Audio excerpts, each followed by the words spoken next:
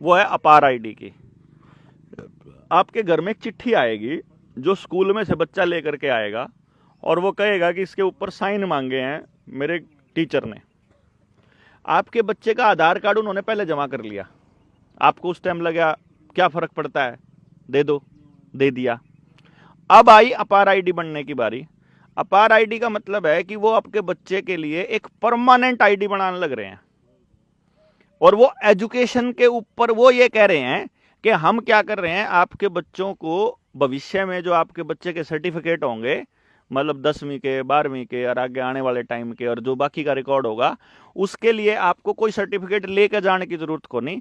बस आप अपना आधार कार्ड बता दियो, आपके सारे कागज उड़े एक ही जगह पे मिल जाएंगे, जैसे डिजी लॉकर पे आपके बाकी के दस्तावेज मिल जाते हैं। यानी आपकी फिजिकल कोई कागज आपको जरूरत नहीं है और डिजिटल कागज में तब्दील कर देंगे।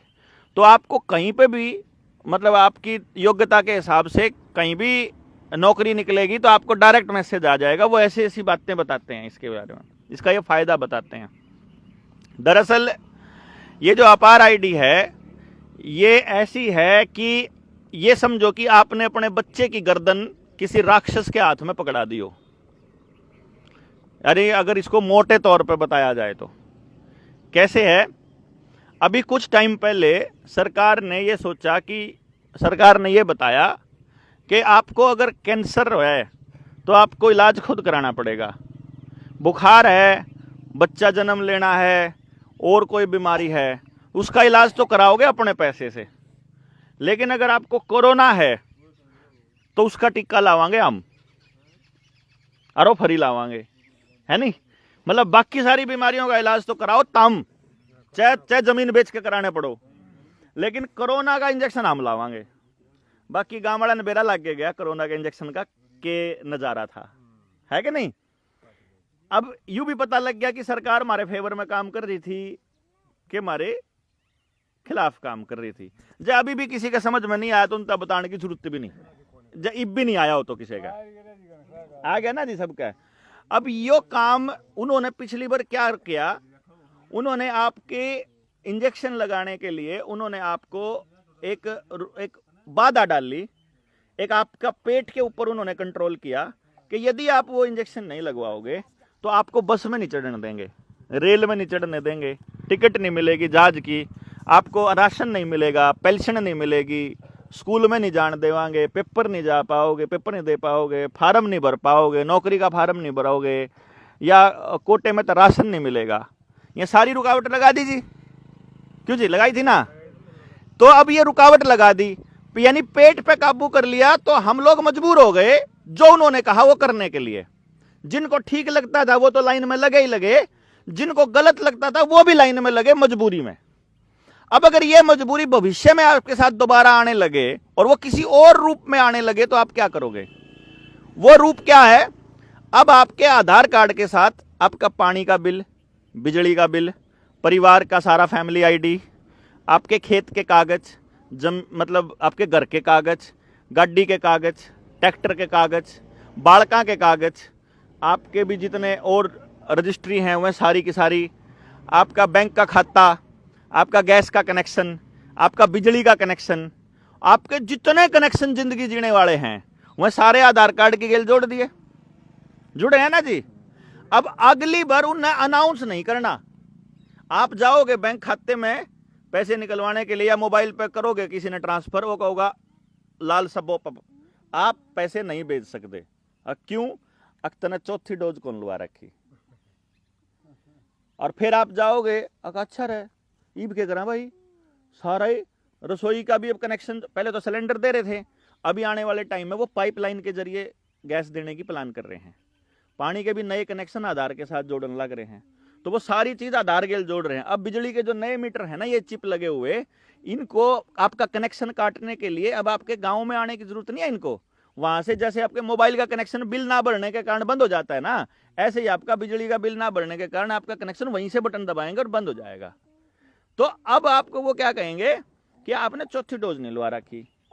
फिर आप बोलोगे भैया तो लुआनी पड़ेगी, फिर इसका मतलब आप गए लुआ के ने और आगे चलो ईब तो पीछे लगा ला, वो पीछे उसमें भेजने की कोशिश करे, फिर वो लॉल पॉपअप, हाँ जी फैमिली आईडी में जुड़े हुए लोगों में आपकी पत्नी ने भी नहीं लगवाई है यार, ये पत्नी ने भी लवाना पड़ेगा, ये बेटे ने भी लवाना पड़ेगा। फैमिली आईडी में जितने आदमी उसमें जुड़ रहे हैं सारे जब तक क्लियर नहीं होंगे तब तक आप चल नहीं सकते। अगर आपने एक मोबाइल का बिल भी पेंडिंग पड़ा होगा तो आप गैस नहीं कनेक्शन करा होगा, एक जगह पे भी आप डिफॉल्टर हो गए तो सारी सर्विसेज सिर्फ एक आधार कार्ड से रोकी जा सकती है आपकी। और आने वाले टाइम में अगली जो डोज लगाने के लिए इसका इस्तेमाल किया जाना है। और अपार आईडी पे साइन करने का मतलब है आपके बच्चे से संबंधित कोई भी निर्णय लेने के लिए आपसे पूछने की जरूरत नहीं है। फिर चाहे स्कूल में गिर के कोई कुछ ही कर दो उसकी के लिए, कोई आपने अपार आईडी पे साइन करा के तो आपके बच्चे को मेडिकल की सुविधा हमने दे दी, आपको दे दी।